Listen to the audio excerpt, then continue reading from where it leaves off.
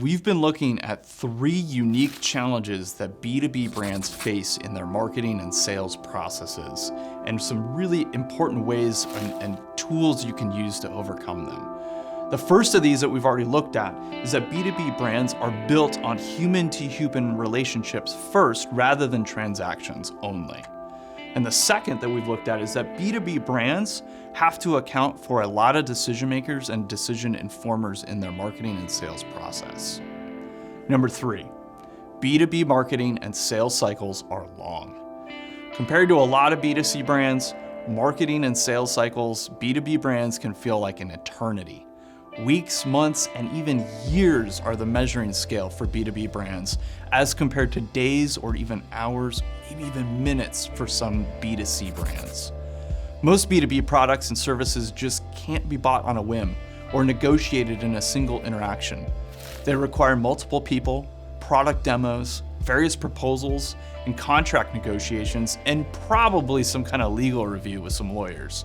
And that's not counting any of the marketing cycle prior to any of these sales processes.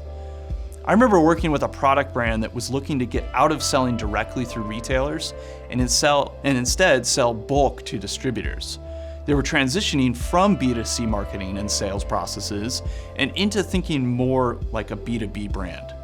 Well, at a trade show, they got to talking with one of these distributor reps about how they could get the attention of more distributors, especially the bigger ones in their industry. And this rep's answer was really interesting. He said, make sure you show up at this trade show at least 5 years in a row.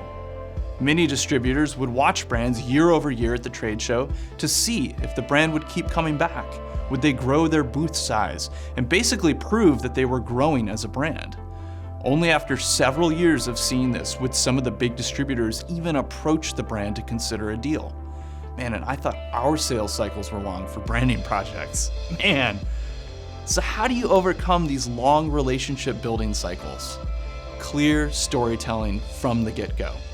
Be super clear about who you're uniquely positioned to help, how your product or service solves their unique pains, and clearly demonstrate how it makes their lives better.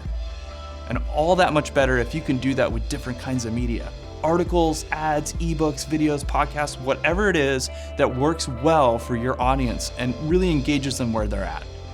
And all targeted at the different roles of decision makers that need to be involved in the process, as we've already talked about before. The best case scenario, find the 1 or 2 roles that are the most critical to the sale.